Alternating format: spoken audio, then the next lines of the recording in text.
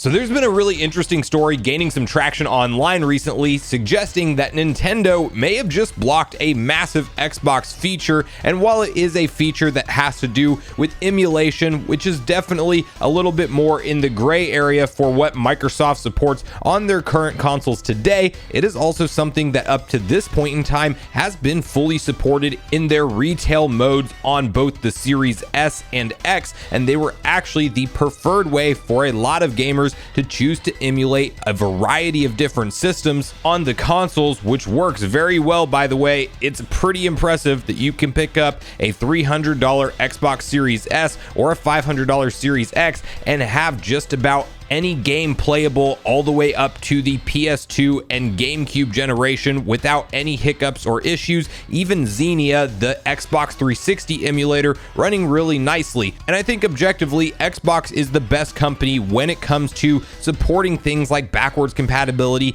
built in, because on a Series X today, as long as the licenses aren't expired, you can pop in an original Xbox disc and actually have the game downloaded from a server and playable on your Series X. It might not be using that same disc to play the game anymore, but the fact that you can still pop in a disc that's 20 years old and play that game on a modern console today is rather impressive. And of course, when it came to light that emulators would not be supported any longer in the retail boot mode for Series S and X, a lot of people took to online to question, what is the reason for this? It's been available since these consoles launched. There's no reason we shouldn't be able to continue using emulators in this mode, and the finger was quickly pointed at Nintendo. And you may think that that makes a lot of sense on the surface when you look at services like Nintendo Switch Online that Nintendo is heavily marketing and pushing forward today, and that's clearly now a big part of their business and revenue when it comes to the success of their bottom line in the Nintendo Switch generation. And we don't expect that to go anywhere anytime soon, because there is that infamous slide that says that Nintendo account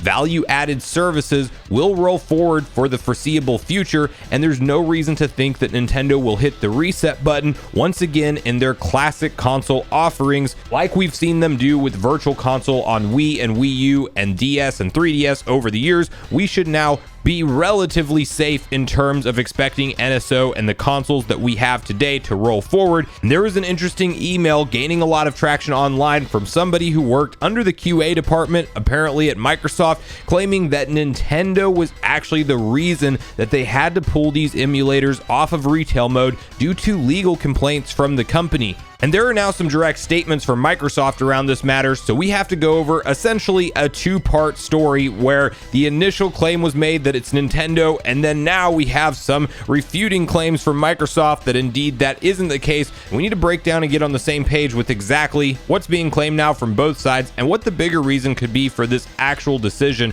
And to do that, let's quickly read through this detailed Nintendo Everything article together. Rumor: Xbox blocking emulators in retail mode due to legal issues with Nintendo. On April 7th, it was posted up. Yesterday, Microsoft made it so that emulators will no longer run on Xbox Series X and S consoles in retail mode. The reason for that apparently comes down to Nintendo. With the latest Xbox console, emulating titles from past consoles has been made easier than ever. That includes emulation of past Nintendo platforms, something that the Big N wouldn't be happy about. The ban prevents normal Xbox consoles sold to consumers from running such tools.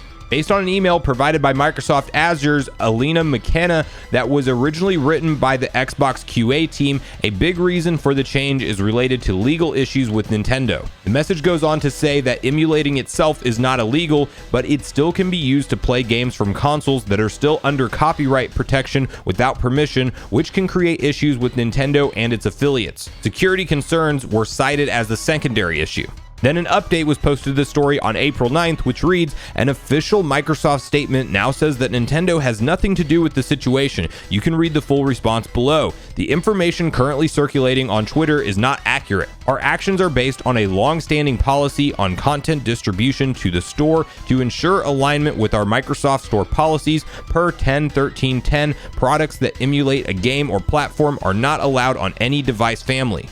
So the reality is with this story, I don't think we'll ever 100% for sure know whether or not this is due to legal issues with Nintendo and whether or not this Microsoft response is just to get some of the heat off of them from maybe being the reason behind this. And I'm not entirely sold on the idea that it is from Nintendo. It could be one of those features that was just flying under the radar this entire time for Microsoft, and it bubbled up to the top somewhere where they said, wait a minute, this is still possible to do this in retail mode. And for clarification, you can still run emulators in developer mode, which is kind of a separate sandbox that is bootable on your Series X and S, but you do have to pay a $20 fee to register as a developer and get developer mode access. That said, it's still very possible to emulate these games, but there was essentially a better way to do it in retail mode up to this point in time. And again, the claims with Nintendo may or may not be related to Microsoft and Nintendo's broader working relationship as of recently, because we have games playable on NSO like Banjo-Kazooie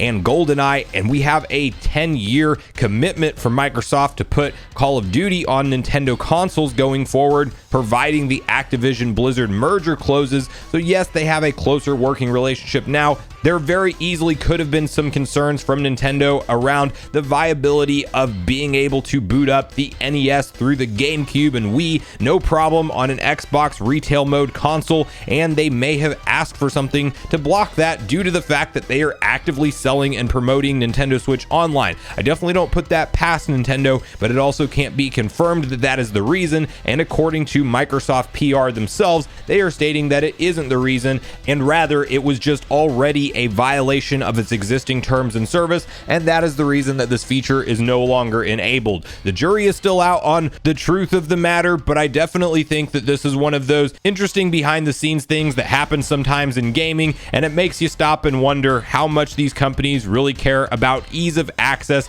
to the old school library of games when you don't have to pay through them through emulators and on a home console. That definitely raises more eyebrows than obviously a PC, where yes, you can do the same thing, but that has been associated with PC this entire time over the years, and you could argue that you have to be a little bit more tech savvy to get that stuff set up and working. But I really want to hear from you guys at this point in the video, your personal thoughts on this matter. Do you think it actually was Nintendo blocking this major Microsoft feature, being the ability to run emulators in retail mode, and that Nintendo was indeed responsible for the block? Or do you think that Microsoft's PR statement is accurate, and yes, indeed, this was just them looking at one of their existing terms of service and realizing that, wait a minute, that doesn't line up with what we are supposed to have playable on our platform, and let's make the decision to actually move it only to developer mode? There's also some dialogue that Microsoft may be looking into different ways to officially license emulators on the Xbox platform, and it could definitely tie into that, although I can't find any precise paper trail on where that talk is coming from, but there is some talk over in our gaming leaks and rumors around that being a possibility, and that would be something if Microsoft ever adds emulators to the Microsoft App Store on the Series X and S that would allow you to just download them. We might see them only support Xbox emulators, but that is the kind of openness that Microsoft has right now. I wouldn't put it past them to actually support something like that in the future, and this could also be an indication that they are indeed working on that. But regardless of your thoughts and feelings on everything we talked about today, I do look forward to hearing from you all in the comments down below before we leave the video, as I do look forward to getting a back and forth conversation started with you all around this topic. Go watch yesterday's video next if you haven't already, which is on screen right now. Also make sure you like, subscribe, turn on your notification bell, and I will see you guys in the next video.